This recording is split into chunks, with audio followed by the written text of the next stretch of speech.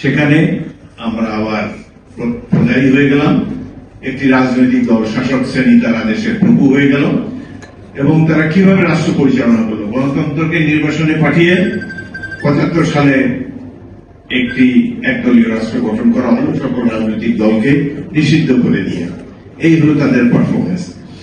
এই ইতিহাস এই জন্য বললাম যে আজকে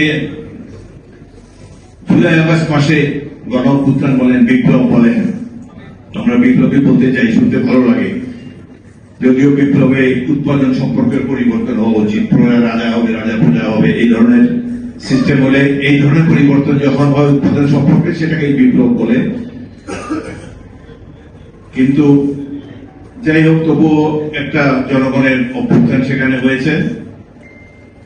সেখানে অভ্যুত্থানের মূল চরিত্র কি ছিল 1971 এই কেন